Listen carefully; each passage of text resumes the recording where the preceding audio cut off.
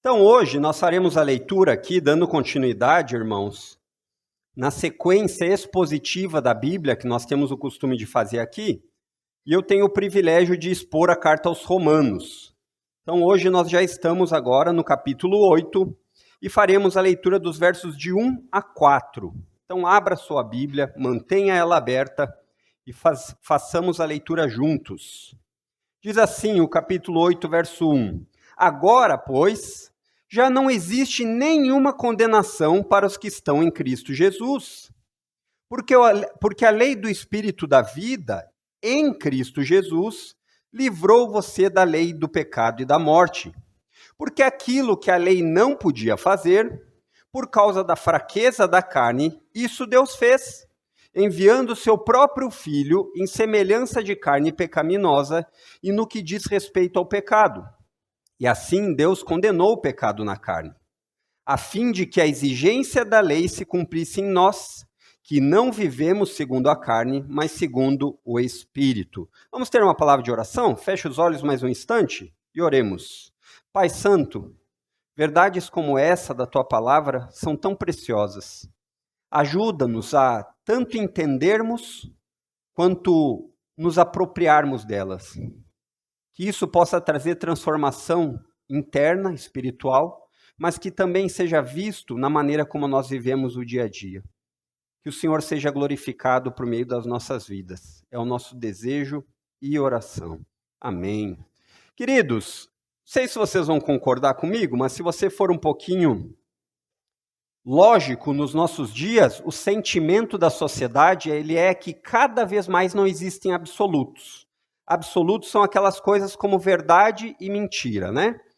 E, inclusive, falar sobre certo e errado está cada vez mais fora de moda. Você percebe isso? Nós vivemos em um tempo onde existe uma supervalorização como coisas como o ovo da tartaruga sendo preservado, mas existe um descaso com um bebê indefeso no ventre, né? Nós temos visto isso. As pessoas, cada vez mais, elas querem dizer para si mesmas que elas não têm culpa de seus atos. Porque, no fim das contas, os atos que elas praticam são porque lhe dão prazer ou felicidade. Mas, embora elas não admitam isso, o senso de culpa existe na grande maioria das pessoas, mesmo que elas não admitam. E você vê isso, uma das grandes provas é que nunca houve na história, nunca, tantas procuras ou busca por psicólogos e psiquiatras. Tudo isso com o objetivo de tratar esse fim da culpa. Esse é o desafio que as pessoas vão até esses profissionais para encontrar. Como eu posso me livrar da culpa? Como eu posso viver de uma forma que eu não me sinta condenado? E embora essas pessoas elas neguem que elas têm um sentimento de culpa, é algo impossível de ser negado. Porque Deus colocou em todos os seres humanos algo no mais íntimo chamado consciência. E mais cedo ou mais tarde é algo que vai vir à tona, essa ideia da consciência. E o apóstolo Paulo agora vai nos guiar numa jornada nova a partir do capítulo 8. Ele vai mostrar qual é o antídoto para essa culpa. Ele vai mostrar também, por consequência, o antídoto da culpa, qual é o antídoto para a condenação, porque a culpa vem antes, a condenação vem depois. E qual é o caminho para isso? E nesse primeiro trecho, o apóstolo Paulo vai nos guiar para que você e eu possamos entender e perguntar qual é o veredito a seu respeito. Você já parou para pensar nisso? Qual é o seu veredito? E nós vamos ver isso por meio de um fluxo que o apóstolo Paulo faz muito, não é incomum, ele faz de maneira bem até repetida na carta aos Romanos, do tribunal de Deus. O fluxo de um tribunal que funciona da seguinte forma: o réu, o acusado, é trazido diante do juiz, então o advogado apresenta as considerações, os motivos, as acusações. Então o juiz, ele declara o veredicto, né, a partir dessas informações. Porém, uma coisa que eu quero que você lembre, se você não lembrou ou não esteve presente até agora, esse capítulo 8, é que o apóstolo Paulo já fez questão de afirmar que no tribunal de Deus não existem inocentes. No tribunal de Deus, toda a humanidade é condenada, é culpada. E por isso, preste muita atenção, porque eu quero que, depois disso, você possa avaliar o seu veredito. E, a partir disso, também procurar solução para a culpa e para a condenação. Então, em primeiro lugar, nós vamos aprender aqui, no verso 1, que somos livres da condenação. O veredito é a declaração do juiz. E nessa declaração que o apóstolo Paulo começa falando, um pouco diferente do normal de como funcionaria um tribunal, ele já começa com o resultado. Ele fala que em Cristo não tem mais condenação. Livres da condenação. O veredito é a declaração do juiz. Olha o que ele diz no verso 1. Agora, pois, já não existe nenhuma condenação para os que estão em Cristo Jesus. Essa é a declaração. E esse capítulo 8, ele começa com a expressão nenhuma condenação há. E sabe como ele termina? Ele diz nenhuma separação há. A ideia é que em Cristo você nem condenado e nem separado. Nunca mais. Você pode estar seguro com isso. E ele vai começar aqui dizendo essa frase, essa declaração, com uma palavrinha, agora. O agora, ele encerra a declaração dos capítulos 6 e 7, mas não apenas deles. É como se Paulo tivesse juntado um resumo até agora, até o capítulo 7, e falado, olha, agora nós vamos entender os resultados daquilo que nós aprendemos. Quais são eles?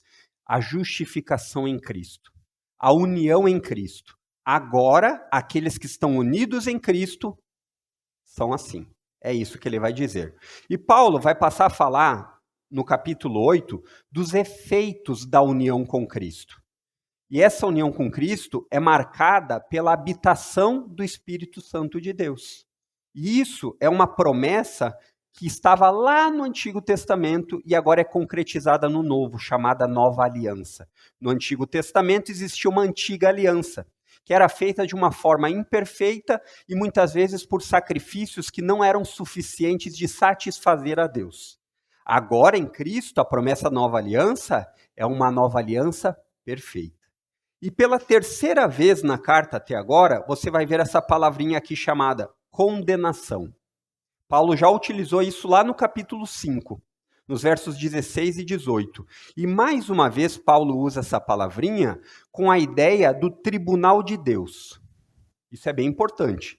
Que esse tribunal, ele está fundamentado num tribunal que julga pelos atos que são condenáveis de acordo com a lei de Deus. Seria o mesmo que dizer que nesse tribunal os atos são julgados e condenados baseados na não conformidade aos padrões de Deus. Essa é a ideia. E o destaque que o apóstolo Paulo faz nesse verso primeiro, ele dá a ideia da culpa. Você percebe? Ele diz assim, agora pois já não existe nenhuma condenação. Por que a culpa? Porque a condenação é o resultado da culpa. Antes da condenação vem a culpa. E é um assunto que Paulo já tratou exaustivamente nos capítulos anteriores. E ele demonstrou que toda a humanidade é culpada diante de Deus. Então isso não depende da boa vontade, não depende do que eu acho sobre a minha pessoa, não depende de uma comparação horizontal, onde eu olho para os outros, encontro pessoas que eu considero inferiores moralmente e digo assim, esse é bem pior que eu. Não, diante do padrão de Deus, toda a humanidade está culpada. E esse capítulo 8, ele é como um refrigério do que foi dito até agora. Porque se Paulo terminasse dizendo que toda a humanidade estava condenada e parou por aí, nós chegaremos ao desespero. Mas agora no capítulo 8, Paulo vai tratar do oposto, de algo diferente. E salta aos nossos olhos, não sei se você percebeu, o ensino de Paulo a respeito de algo que ele diz, nenhuma condenação há para os que estão em Cristo Jesus. Existe aqui algo que salta aos nossos olhos, que é estar em Cristo. E talvez você nunca tenha se perguntado o que é estar em Cristo. E de uma maneira bastante simples, é entender que estamos unidos a Jesus. Essa união, ela acontece por meio da fé. Quando você deposita sua confiança e crê em Cristo. no momento que você reconhece que precisa de um Salvador. Quando você deposita a sua confiança em nenhum outro lugar a não ser em Cristo, entendendo o que ele fez, o que Paulo vai explicar nos próximos versos. E essa união, queridos, ela é tão profunda e tão real que isso significa o seguinte: os méritos e benefícios de Cristo, eles são atribuídos a todo o que crê. Entendeu? Essa é a ideia da união com Cristo. Tudo que Cristo conquista, ele atribui agora, ele repassa a você. Essa é a ideia. Incluindo o que Paulo diz aqui, o livramento da condenação pela culpa do pecado. E o termo agora, ele enfatiza isso. Ele enfatiza que no presente momento, todos os que creem em Cristo, que foram unidos por essa fé, foram libertos do domínio do pecado. O pecado não é mais seu senhor, e do domínio da lei. A lei não pode mais lhe condenar dizendo, olha, você não vive como deveria. E por causa dessa união com Cristo, nós somos livres da condenação. Isso é muito importante. Não existe mais uma pena imposta e merecida pela culpa do pecado. Essa é a ideia. O veredito agora mudou. Nenhuma condenação há. Em Gênesis 2,17, o comecinho da Bíblia, ele mostra o veredito de toda a humanidade. Estão condenados. Morte eterna, física e também espiritual. Agora, em Cristo, isso é invertido. Essa culpa que aconteceu, e Paulo já falou no capítulo 5 de Adão, de estarmos unidos ao representante da humanidade, Adão, ela fica para trás. Essa culpa que nós herdamos em Adão, e a condenação que herdamos em Adão, e que continua acontecendo na humanidade, acabou para aqueles que estão unidos em Cristo Jesus. Essa é a ideia do texto. Paulo falou lá em Romanos 3, 23, que todas as pessoas são culpadas diante de Deus. Isso é uma informação objetiva e que você pode lidar como você quiser. Você pode acreditar, não acreditar, mas esse é o fato declarado por Deus para a humanidade. E ninguém pode, por mais benfeitor, por mais generoso, por mais sincero que seja, se colocar diante de Deus e dizer assim, eu sou inocente. Não tem como. Por mais sinceras que essas pessoas possam ser. Isso me lembra um livro que eu já li algum tempo atrás, de Martyn Lloyd-Jones, que ele diz sincero, mas errado. E ele faz uma ilustração mais ou menos assim, de que uma pessoa vai até o hospital para tratar uma doença, e lá ela descobre que a medicação que ela está tomando não resolve o problema dela. Ela está tomando uma medicação para dor de cabeça, mas ela tem câncer. Então, por mais sincera que ela seja, isso não vai resolver o seu problema. O problema dela é muito mais grave.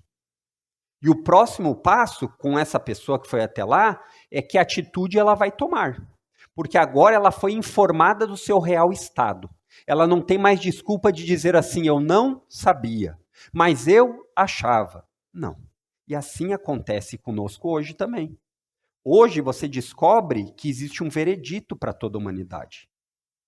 E que existe uma condenação que é herdada desde Adão e da qual ninguém escapa. E é isso que você vai ter que decidir hoje. Se você está em Cristo, livre de toda condenação, ou condenado por toda a eternidade. Fora de Cristo, não há salvação. O apóstolo Paulo fala a respeito de estar unidos a Cristo. Ele fala, agora, pois, já não existe nenhuma condenação para os que estão em Cristo Jesus. Então, nós podemos entender que Paulo está nos ensinando que o maior problema que você e eu podemos ter foi resolvido. Esse é o maior problema. Um problema que diz respeito a uma vida eterna, que não termina nesses 80, 90, 100 anos, que é o que eu espero chegar, uns 100 e poucos. Não se resume a isso. Mas existe uma eternidade pela frente. E a maneira como você lida com essa informação hoje vai ter efeitos e consequências para sempre.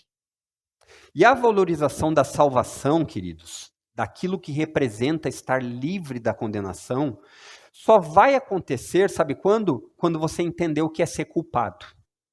Porque enquanto você for como uma criancinha que faz algo errado e você repreende ela e ela diz assim, mas eu não fiz nada de errado. Enquanto você ainda tiver essa postura, você não vai valorizar tão grande salvação.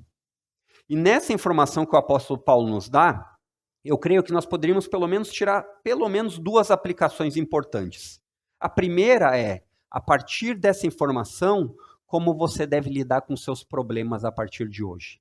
Qual é a perspectiva da sua vida que deve mudar para lidar com os problemas? Por quê?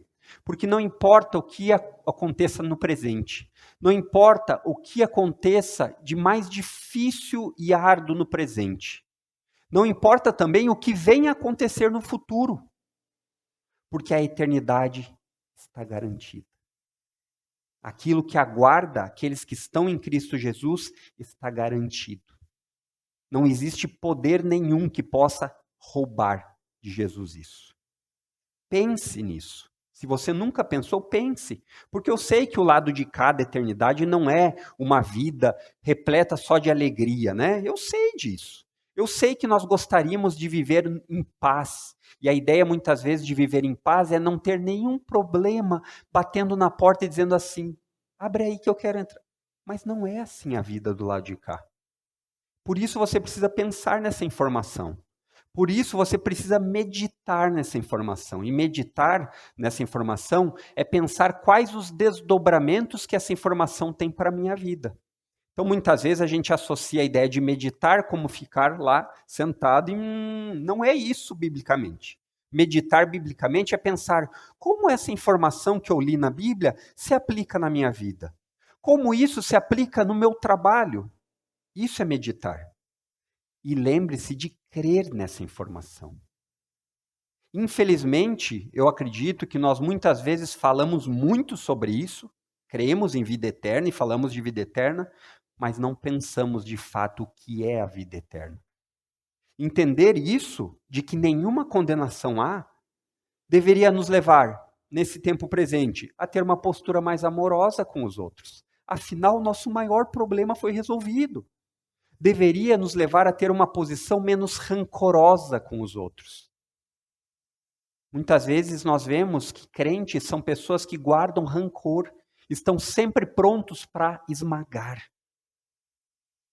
Deveria ser uma posição mais paciente conosco e com os outros, porque Deus está em obras, Ele está trabalhando.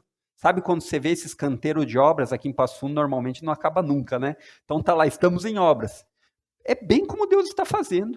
Ele está trabalhando na sua vida, então paciência. Ele está trabalhando na vida dos outros. Calma. Talvez também, ou não, melhor, certamente deveríamos, a partir dessa informação, ser menos ranzinzas. Sabe o que é ranzinza? É que nem aquela pessoa que vive reclamando, resmungando. Nunca tá bom, sempre podia ser diferente, sempre podia ser feito de outra forma. Poderia ser mais perdoador. Assim como você foi perdoado, perdoe também. Menos vingativo. Sabe quando você recebe uma boa notícia? Aquela notícia que às vezes você pode esperar, como você se esforçou, deu um duro danado e agora está esperando uma promoção no emprego. Mas existem notícias que você não espera que são boas notícias, às vezes a vinda de um filho e várias outras. E quando você recebe essa notícia, você se alegra naquele momento. Você sente uma alegria tão grande que os problemas que continuam existindo, eles se tornam insignificantes. Certamente você já teve alguns momentos assim. Porém, algo comum com todos esses momentos é que eles passam. E os problemas começam a ficar maiores de novo do que a informação feliz que você recebeu. Com o tempo, essa informação, essa alegria, ela perde o seu encanto. Não acontece assim? É assim que acontece. Só que deixa eu lhe dizer que existe uma notícia importante, boa, e que ela não perde o valor nunca. Essa notícia é o Evangelho de Cristo. As boas notícias de salvação. O Evangelho do Deus vivo que não passa. Ele não perde o valor amanhã, porque ele tem valor eterno. E essa salvação que você tem disponível a você, ela é real. A união com Cristo é verdadeira. Lembre disso. Lembre disso. Lembre que a partir dessa perspectiva, a sua alegria tem que mudar. A sua alegria não deve mais ser baseada nas circunstâncias, mas na informação que você não é mais inimigo de Deus. Eu creio que a grande maioria de nós aqui não gosta de ter inimizade com ninguém, né? Imagine ter inimizade com Deus, o Deus vivo, o Criador de todas as coisas. E agora, por causa de Cristo, você adquiriu isso. O que é mais importante nessa vida, um estado de reconciliação com Deus, a ponto de você poder se ajoelhar ou ficar de pé e dizer assim: Pai, escuta a minha dor. É esse o status. Você pode chamar agora Deus de Pai. Não são as suas posses, não é ser rico nesse tempo, não é a sua influência ter 1 milhão de seguidores ou 1 milhão de curtidas. Não é a sua beleza que é passageira. E por mais que você invista nos melhores produtos de beleza, eles não vão esconder por muito tempo que está se desgastando. Não é nem mesmo sua saúde. Eu sei que isso é importante, mas não é nem mesmo sua saúde porque você sabe que o futuro está garantido. Por isso que o relacionamento com Deus deve ser a base da nossa maior alegria. Nenhuma condenação há. Quando tudo na sua vida parecer cinza, sem graça, chuvoso, esmagando, quando as dores e os sofrimentos vierem baterem na sua porta, repita para você: nenhuma condenação há, porque o meu Redentor vive. O que nos leva ao segundo ponto do tribunal de Deus. Em primeiro lugar, livre da condenação. O veredito foi dado. Em segundo lugar, a liberdade da condenação veio por meio de Cristo. Agora, no verso 2, o apóstolo Paulo vai falar o motivo do veredito. Por que o juiz declarou o veredito assim? E ele diz assim: porque a lei do Espírito da vida, em Cristo Jesus, livrou você da lei do pecado e da morte. Paulo demonstra o motivo pelo qual nós não somos mais condenados. Sabemos disso pela palavrinha que começa o verso 2, por quê? E Paulo vai dizer aqui uma ideia comum na carta aos Romanos de dois opostos, que dizem respeito a duas influências ou autoridades na vida das pessoas. Então, de um lado, ele diz que existe a lei do Espírito da vida, e de outro, existe a lei do pecado e da morte. E quando nós vemos no verso 2 Paulo fazendo isso, Paulo está querendo destacar a ideia de uma autoridade e influência. Aqueles que estão em Cristo Jesus vivem a partir de uma autoridade ou de uma influência. E aqueles que não estão em Cristo Jesus, da mesma forma, oposta. De um lado, existe aqui o que Paulo falou, liberdade para a vida, libertação. Perceba aí que ele diz assim: porque a lei do Espírito da vida em Cristo Jesus livrou você. Existe uma libertação de um estado anterior. Essa é a verdadeira liberdade espiritual. Não é aquele momento que muitos evangélicos fazem de juntar as pessoas e fazer uma confissão. Agora você vai confessar e você vai ser liberto. Essa é a libertação. Em Cristo Jesus nós somos libertos do domínio do pecado. Essa é a libertação. E ele fala que isso acontece por meio do Espírito da vida. E de outro lado, existem aqueles que continuam escravos, mesmo não achando. Isso é o pior tipo, né? Aquele cego que não quer, a pessoa não quer acreditar. Você dá as evidências, mostra, mas ela não quer escutar. E você vê que ele diz assim: porque a lei do Espírito da vida em Cristo Jesus livrou, libertou, tirou você da escravidão do pecado da morte. Parceiros inseparáveis. Não existe como você não estar condenado e ter o pecado e a morte separados. Se você está nesse segundo grupo de pessoas, o pecado e a morte são parceiros inseparáveis. Esse não é aquele combo da televisão que você liga e escolhe os canais. Isso não tem como fazer. Ele vem junto. E o que Paulo chama aqui de lei do pecado e da morte, porque ele já vem enfatizando que isso está relacionado com a nossa incapacidade de cumprir aquilo que Deus exige. Essa é a ideia.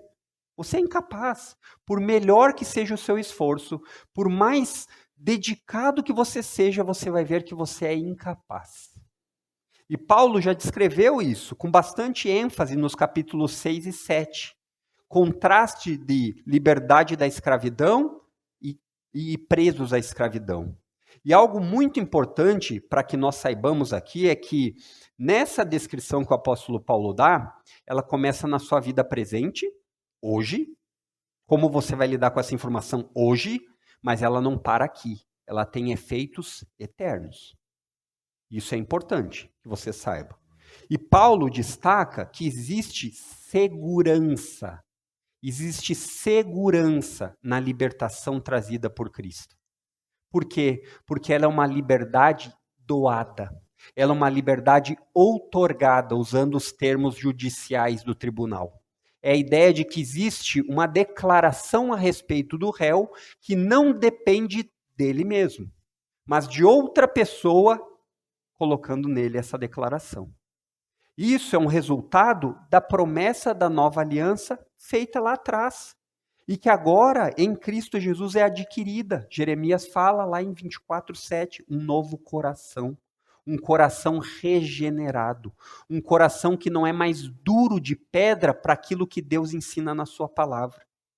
E ele diz o meio pelo qual isso acontece, ele diz pelo poder do Espírito.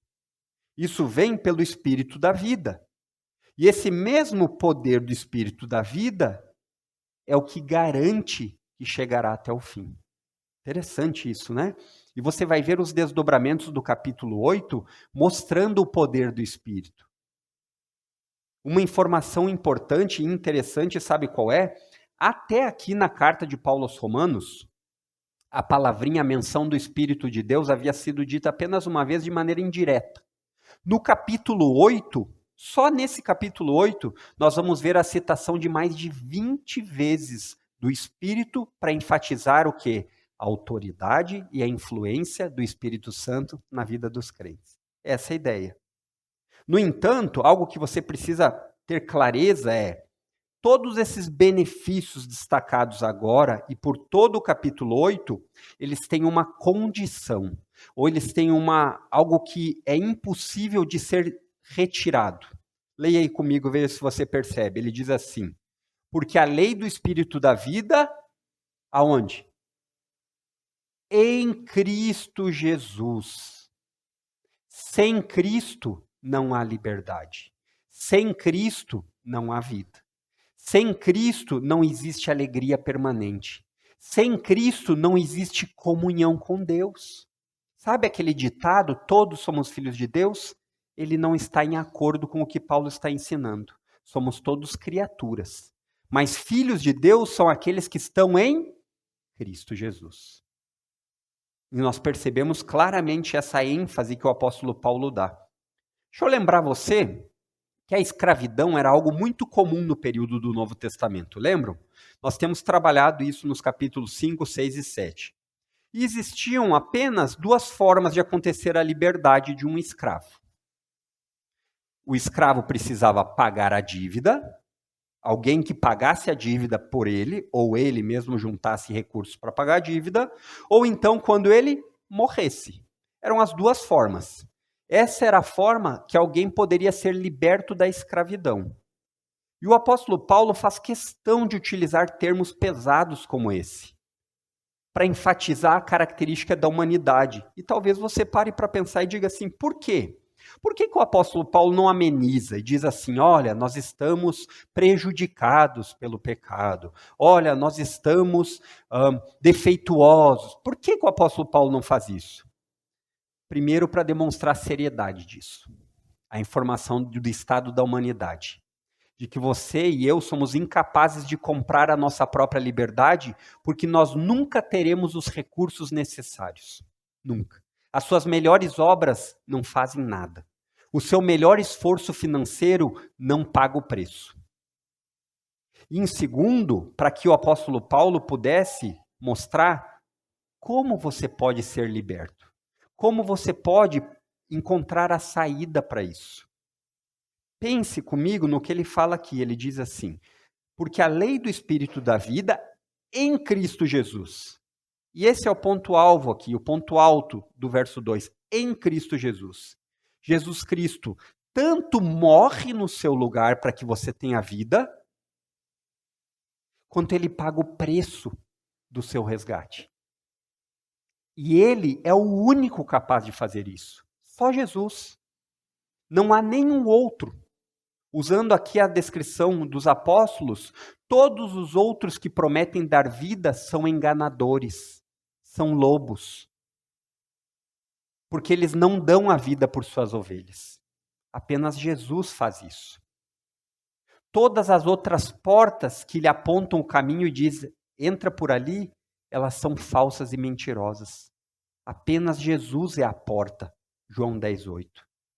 Por isso que entender que a união com Cristo, estar em Cristo, é o único caminho, não existem outros. É verdade, porque tantos outros que prometem o que não podem cumprir, e é a verdadeira vida. João 14:16. João 14:6. Em primeiro lugar, nós vimos o veredito. Livres da condenação. Em Cristo não há condenação. Em segundo lugar, nós vimos que a liberdade da condenação vem por meio de Cristo. E foi apresentado o motivo do veredito. Agora, em terceiro lugar, nós veremos que Deus faz algo que você e eu não conseguimos. A explicação agora vai ser a explicação da ação que levou ao veredito do juiz. Certo? Então você percebe aí no verso 3 comigo, diz assim, porque aquilo que a lei não podia fazer, por causa da fraqueza da carne, isso Deus fez, enviando o seu próprio Filho em semelhança de carne pecaminosa, e no que diz respeito ao pecado. E assim Deus condenou o pecado na carne. Percebe? Paulo destaca que Deus fez algo proposital, ou ele quis fazer, e intencionalmente. Não existe acaso, não existe aqui possibilidades que nós não sabemos, mas um ato real de Deus para resolver o nosso problema. O nosso problema. A lei que foi dada, a lei aqui, quando nós falamos, você já deve lembrar, está o escopo da lei dada a Moisés, que tem o seu ponto alto nos 10 mandamentos de Êxodo 20, essa é a ideia de lei. A lei que foi dada como um sinônimo de espiritualidade, daquilo que é puro, daquilo que é santo, de demonstração do padrão daquilo que Deus exige. Ela não conseguiu solucionar o problema. Qual o problema? Culpa. Ela não conseguiu solucionar o problema da nossa culpa. O apóstolo Paulo fala que o contrário disso aconteceu. A lei, ela fez com que a nossa culpa ficasse ainda mais exposta, porque os mandamentos, eles dizem, não faça isso, e você faz. Então a lei, ela, ao invés de resolver o problema, ela aumentou. Aí você pergunta, mas o problema é da lei? Claro que não. Não existe nada de errado com a lei de Deus. Ela continua sendo pura, ela continua sendo santa e perfeita. O problema está em nós. É isso que o apóstolo Paulo fala. Porque aquilo que a lei não podia fazer, o quê? Gerar vida, dar nova vida espiritual. A lei não consegue fazer isso. Aí você vê já Paulo imediatamente falando qual é o problema. Por causa da fraqueza da carne. Por causa da nossa natureza humana. A ideia de carne aqui, queridos, já deve ter ficado claro nas outras exposições, mas é uma metáfora do apóstolo Paulo para falar da natureza humana em pecado. Ele não está dizendo que a carne, o problema é na nossa parte física. Não é isso. O que Paulo está dizendo é que a fraqueza da nossa natureza humana, composta também de carne, é o problema. Então, nós percebemos que não existem méritos ou forças possíveis de que você possa alcançar essa salvação por conta própria. Não existem. Isso talvez seja o maior problema da humanidade, não é? Porque é o mesmo que dizer para uma pessoa que todos os esforços para ela ser uma pessoa digna de ser respeitada diante de Deus não faz diferença. Em que sentido? Para ser salvo. Ela não consegue se comparar com a sua moralidade, por mais alta que ela seja, e não é mal vista isso, é bem-vindo. Mas isso não pode colocar na balança de Deus algo que lhe livre da condenação no tribunal. Esse argumento não vai funcionar. Porém, olha que interessante, Deus não abandonou a humanidade, como talvez você e eu fizéssemos, como talvez você e eu façamos quando nós pensamos em alguém muito difícil, né? Eu já tentei 10 vezes isso daí, agora entreguei, né? Ainda falo, entreguei nas mãos de Deus. Deus não fez isso. Deus resolveu fazer algo. Ele não abandonou a humanidade, ele não destruiu a humanidade, mas ele decidiu no seu plano eterno salvar a humanidade. E ele diz aqui no texto como ele fez isso. Enviando o seu próprio filho. Percebe o que Deus fez? Deus não ficou como se a culpa é deles e agora é eles que se lasquem, que era merecido. Deus resolve fazer algo pela humanidade. E deixa eu só destacar algo importante que o apóstolo Paulo faz questão de fazer aqui, que Paulo escolhe cuidadosamente as palavras para falar a respeito de Cristo aqui. Porque ele diz assim: Deus fez isso enviando o seu próprio filho em semelhança de carne pecaminosa. Porque se Paulo tivesse dito aqui só em semelhança de carne, nós cairíamos numa heresia antiga chamada docetismo, que diziam que o corpo físico de Jesus era apenas aparente, ele era um fantasma. Eles diziam isso. Eles diziam, olha, Jesus ele não tinha carne, ele aparentava. E também, se Paulo falasse que apenas carne pecaminosa, ele afirmaria o que a heresia do gnosticismo afirmava, que a matéria é má. Isso vem da ideia grega de que o espírito é bom, mas o corpo, a matéria, é má. E você percebe que Paulo, ele não faz isso. Ele diz justamente que Deus enviou o seu próprio filho em semelhança de carne pecaminosa. Qual é a ideia aqui? O que Paulo quer fazer é que ele quer afirmar que a encarnação de Cristo é real. Cristo encarnou, ele veio em forma de homem. Cristo se fez carne, mas aqui está a grande diferença. Ele não se tornou pecador. É por isso que ele usa a ideia de semelhança de carne pecaminosa. A Bíblia afirma claramente as duas naturezas de Cristo. A natureza divina, a natureza humana. Unidas, sem nenhum tipo de confusão. E esse é um grande mistério. Né? Não espere que eu vá explicar isso, porque isso é inexplicável. A Bíblia deixa muito claro as duas naturezas, ela demonstra isso de forma evidente, mas é algo que nós não sabemos explicar em todos os desdobramentos. Matéria que falamos em Cristologia, doutrinas fundamentais. Então fica aqui a dica para você não faltar às quartas-feiras. Nós tratamos isso a respeito lá. Mas voltando, Deus enviou o seu Filho. E Paulo enfatiza que Deus resolveu o problema do ser humano enviando o Filho de Deus encarnado. E uma vez que a natureza humana precisa ser resgatada, o representante precisa ser humano. Se Deus quisesse salvar outro tipo de ser, animais, Cristo teria vindo nessa forma. Se fosse anjos a preocupação de Deus, Cristo não precisaria encarnar. Mas não é isso que o texto fala e não é isso que a explicação de Romanos 8 nos diz. Sofrer na carne, ao finalzinho do verso. Por quê? Porque essa é a merecida condenação sua e minha, da humanidade. Um corpo completo. Não apenas alma e não apenas corpo, mas um ser humano completo. Aula de novo de antropologia, doutrinas fundamentais, não perca. Falamos disso. O ser humano não foi feito por Deus para ser uma alma penada ou um corpo sem alma. Isso é junto. Por isso que Jesus precisou pagar o preço na carne. Essa é a ideia. Sendo entregue para morrer em uma cruz, como condenação da ofensa, do crime cometido contra o justo juiz. E agora você consegue entender por que Paulo começa dizendo: nenhuma condenação há para aqueles que estão em Cristo Jesus. Você entendeu por quê? nós encontramos claramente nesse verso 3 a ideia de substituição. O justo Jesus pelo injusto Adriano. O inocente Jesus pelos culpados da IBLM. Perceba que Deus condenou o pecado na carne de Cristo. Por isso, aqueles que estão unidos em Cristo não têm mais condenação, porque ela aconteceu em Jesus. Deus resolveu o problema que nós não somos capazes de solucionar.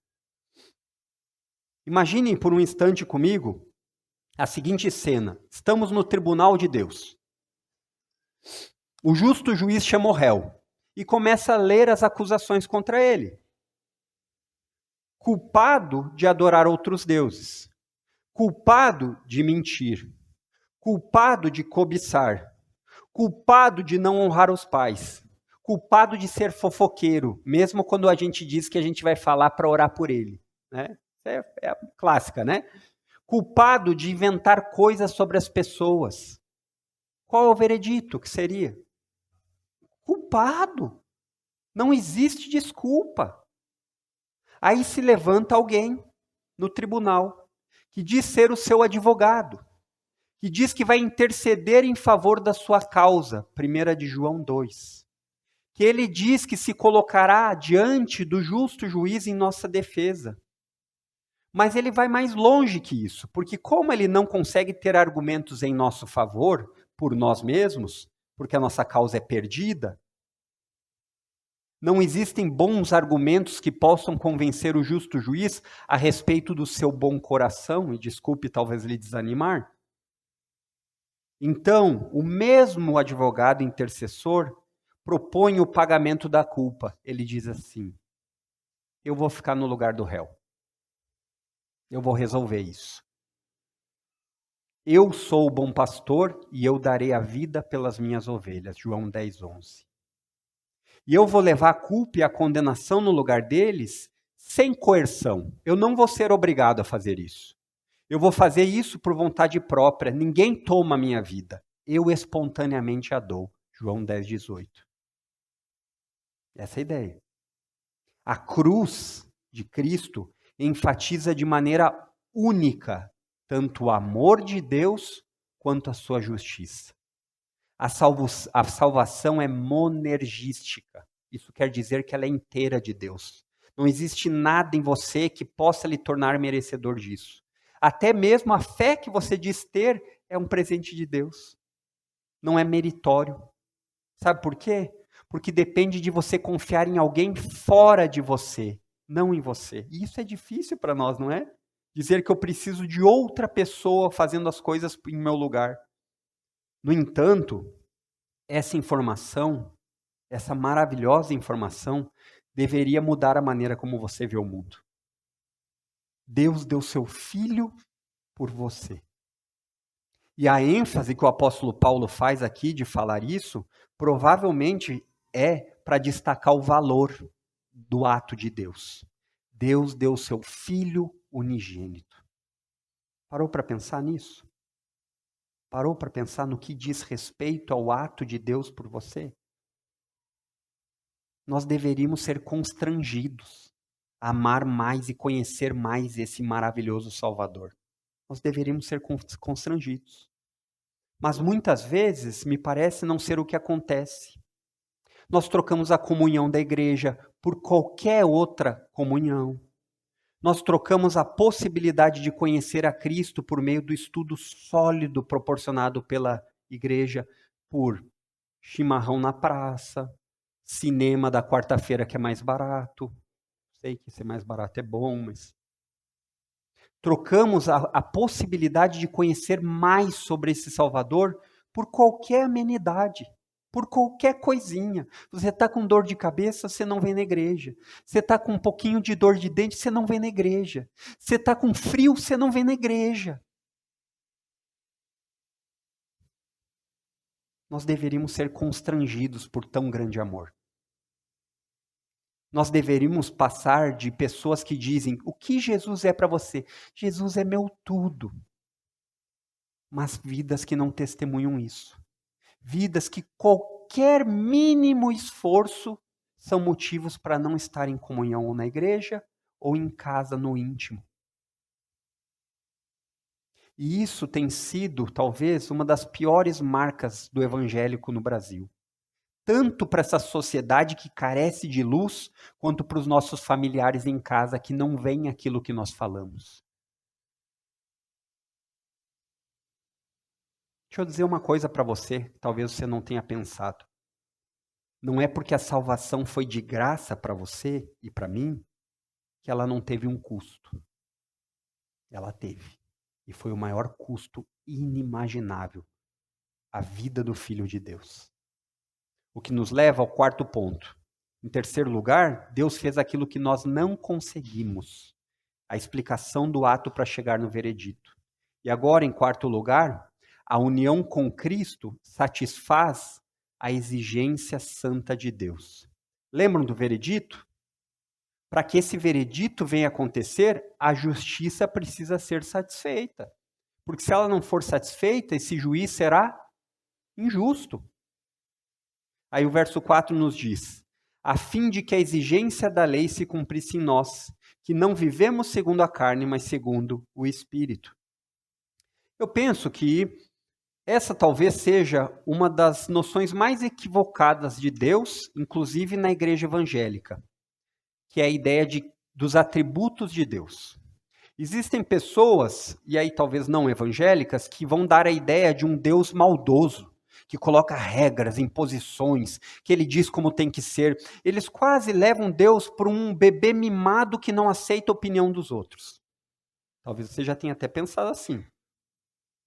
Que nos cobra por algo que nós não conseguimos fazer.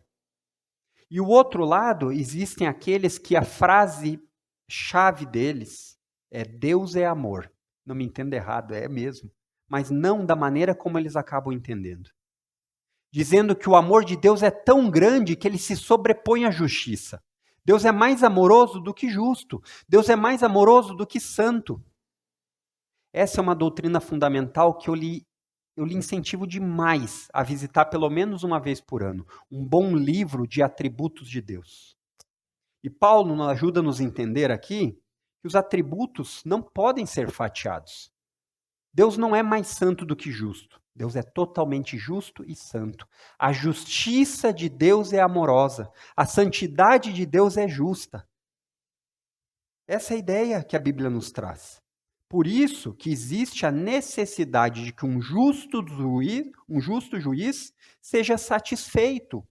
Sua justiça precisa ser cumprida.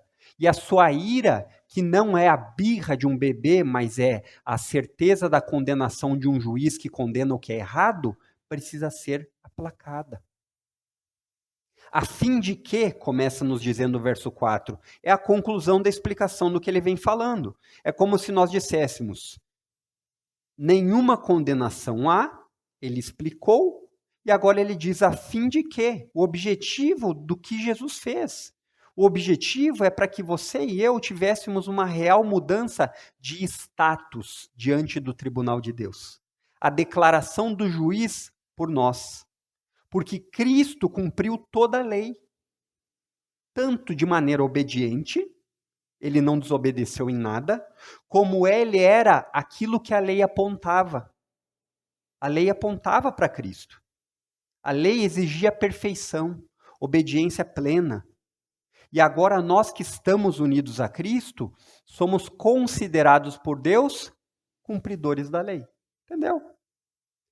Por seus méritos? Não, mas pela união com Cristo por meio da fé. Paulo conclui que todos que estão unidos em Cristo não são mais escravizados pela natureza pecaminosa.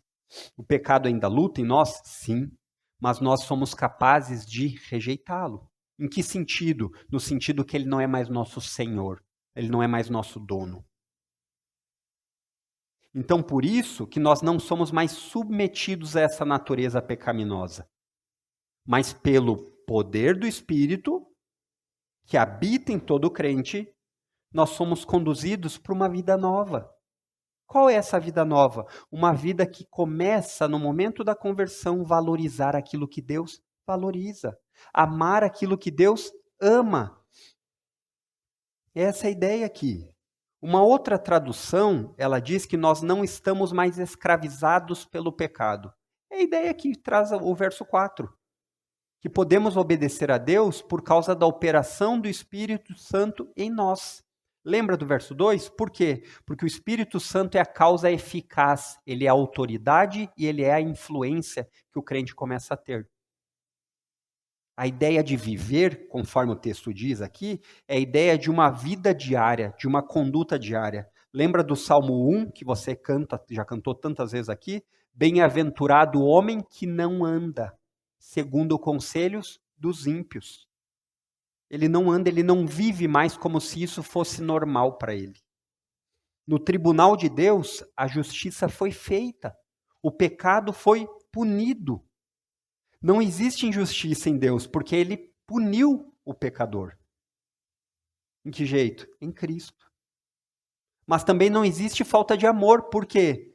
Porque Deus enviou o seu único filho como substituto, para pagar um preço imerecido por todos que confiam em Cristo como seu Salvador, como seu representante, como seu redentor, como aquele que o resgata.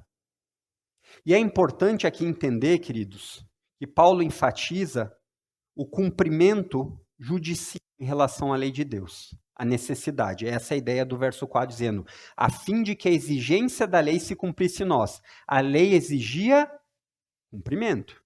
Em Cristo esse cumprimento aconteceu. Por isso, quando Deus nos olha, ele enxerga Cristo em nós. É por isso que essa exigência foi cumprida. Mas ela não para aqui. A exigência diante da declaração do juiz dizendo assim, justificados por Cristo, aconteceu de uma vez por todas. Não precisa acontecer de novo semana que vem, mas existe um progresso que vem dessa justificação, que é o que Paulo vai descrever no resto do capítulo 8, que é a ideia de que antes, nós, em Adão, perdemos o relacionamento com Deus. Nós nos tornamos inimigos. Deus criou Adão para ser amigo de Deus. Agora, em Cristo, o pecado que separava-nos de Deus não nos separa mais.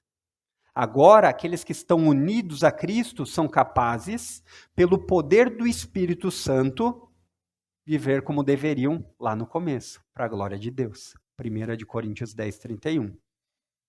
Aquilo que foi perdido em Adão é resgatado em Cristo. Por isso que a partir de agora, Paulo vai falar que a exigência da lei se cumpriu, mas não para que você viva como uma árvore, que não faz nada, né? Então a pessoa diz, eu virei crente, então agora... Não é assim. Nós somos salvos para um objetivo. Nós somos salvos com um objetivo, glorificar a Deus com as nossas vidas. Porque somos filhos agora. E se somos filhos, nós desejaremos glorificar o Pai. Esse processo que eu demorei um pouquinho aqui para explicar, chama-se santificação. Diariamente você vai sendo transformado à imagem e semelhança do seu Redentor, de Jesus. É isso que Paulo fala no verso 28 e 29 desse mesmo capítulo. E esse processo de santificação, ele começa na união inseparável com Cristo. Lembra que eu comecei falando que o capítulo 8 fala de nenhuma condenação, e ele termina falando que não existe separação. Essa união é inseparável. Isso deveria por si só trazer muito regozijo para a sua mente, para o seu coração. Mas essa transformação, essa união inseparável, ela começa a mudar de dentro para fora. Os seus desejos começam a ser modificados. A sua vontade começa a ser modificada. Os seus interesses começam a ser transformados. As atitudes exteriores, elas partem de um coração transformado. Por isso que você é chamado a viver para a glória de Deus. Essa é a consequência real do veredito. Esperada para todo crente. Ah, mas então eu virei crente, eu não preciso continuar nesse processo à imagem de Cristo? Isso não existe. Isso não faz parte do que a Bíblia fala de ser cristão. Crescer em santidade. Se eu perguntasse a você, e não precisa me responder, mas internamente pense aí, você que é crente, você é capaz de olhar para trás e dizer isso? Como eu tenho crescido em santidade? No dia que Cristo me alcançou, que eu fui convertido, mudou? Tem progresso na minha vida cristã? Isso é uma boa pergunta, para você ver o real estado que você pode estar. Porque muitas vezes nós somos acomodados e não sabemos disso. Não é verdade? Uma das perguntas que nós fazemos para os novos membros, quem participou aqui de entrevista já deve ter visto, a gente faz uma entrevista com os novos membros, e uma pergunta que o pastor Fernando sempre fala é assim: você poderia contar brevemente ou destacar algo que mudou na sua vida desde que você creu em Cristo? Essa é uma pergunta muito lícita. E muitas vezes as pessoas vão responder de uma maneira rápida, porque estão nervosas, mas é algo que deve ser pensado. Será que é verdade? Será que tem algo mudando em mim? Isso é importante, porque um coração regenerado, ele não é igual. Ele tem um novo dono.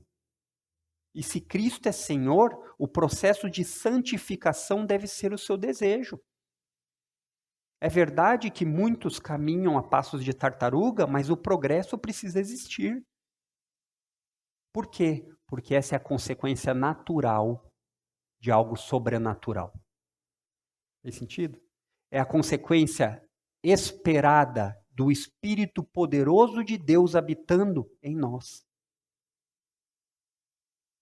E deixa eu dizer uma das coisas que eu tenho certeza que deve mudar. Tenho certeza que deve mudar e talvez não mude, porque a gente não pensa a respeito. Uma das coisas que deve mudar na nossa postura é com relação ao serviço. Quando você faz alguma coisa, você nunca deve fazer se comparando com os outros. Lá vou eu de novo ser voluntário na igreja. Ninguém se voluntaria, mas eu vou de novo. É essa a ideia. Lá vou eu de novo. O ciclano e o fulano sempre está bem belo, deitado, nunca se oferece. Mas se você crê em Cristo, o seu alvo é: eu vou servir a Deus. E não importa se eu terei que servir constantemente da mesma forma. E outra coisa importante, você para de se preocupar com holofotes. Quando eu faço algo, eu preciso vou colocar no grupo para o pessoal ver. Isso não deve acontecer. É lógico que nós, amorosamente, devemos reconhecer bons serviços das pessoas. Não há nada de errado dizer para a pessoa: muito bem, ficou legal o seu trabalho, mas você nunca deve fazer isso a partir dessa perspectiva. Sabe por quê? Porque você vai constantemente ser desiludido. Porque as pessoas não reagem como nós gostaríamos que elas reagissem. Se os outros não estão vendo, não se preocupe, porque a pessoa mais importante de todas sempre vê. Nada é insignificante demais ou grandioso demais para que Deus não preste atenção. E isso não vale só para os serviços da igreja. Não vale. Porque aqui na igreja é fácil a gente muitas vezes colocar uma capa religiosa e dizer assim: bom, na igreja eu vou servir com todo o meu esforço e tal. Aí no trabalho você é um funcionário medíocre. Você só faz aquilo que o seu chefe manda. Você não se preocupa em honrá-lo com a dedicação do seu tempo. Sempre que dá no tempo, está mandando um zap, né? Seu chefe está lhe pagando para isso, pelo seu tempo. Servir ao seu Senhor Deus pode ser demonstrado por servir ao Senhor terreno. E mesmo, na maior parte das vezes, quando isso não lhe agrada. Porque nós sabemos como as pessoas podem ser maldosas. Ou então, em casa.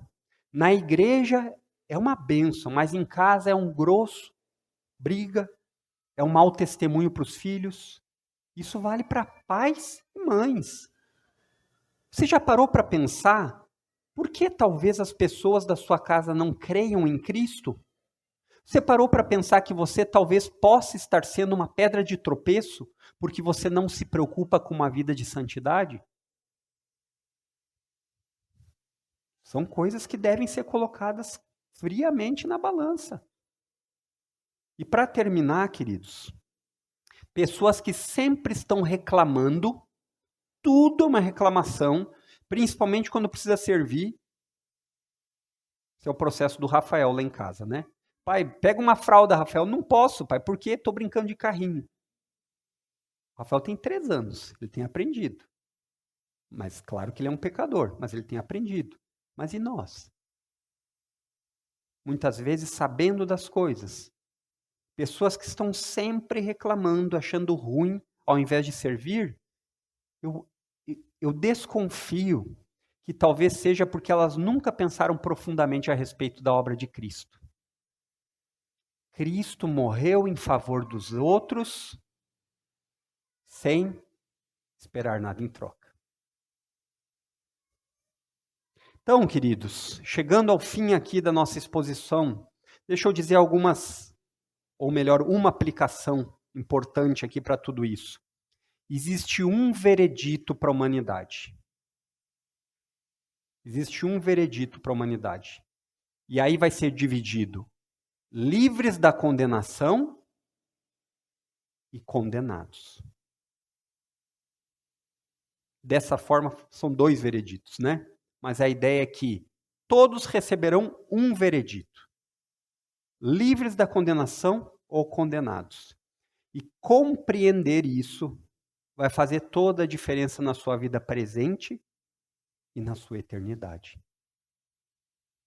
Só que isso não vale apenas para a eternidade. Começa agora, a maneira como nós vivemos. Em primeiro lugar, livres da condenação em Cristo Jesus, o veredito. Em segundo lugar, a liberdade da condenação só vem exclusivamente por meio de Cristo. O método para chegar no veredito. Em terceiro lugar, Deus faz algo que nós não conseguimos fazer. Essa é a ação para o veredito. Como chegamos a esse veredito? E por fim, a união com Cristo satisfaz a justa exigência que você e eu não somos capazes de cumprir de Deus. A justiça é satisfeita e necessária para o veredito. Amém? Vamos ter uma palavra de oração? Feche seus olhos por um instante e oremos. Pai Santo, obrigado por esse tempo juntos. Que alegria, Deus, poder entender, nos apropriar e viver a partir dessa informação de que nenhuma condenação há pela nossa união que nós temos em Cristo. Ajuda-nos a lembrar disso para aqueles momentos difíceis, duros, tristes da nossa alma. Mas também nos ajuda a lembrar disso para os nossos relacionamentos com os outros. Que a gente possa sempre partir daquilo que o Senhor fez por nós, para que nós possamos apontar a luz. Não porque nós somos a luz, mas porque a tua luz brilha por meio de nós. Esse é o nosso desejo e oração. Amém, queridos.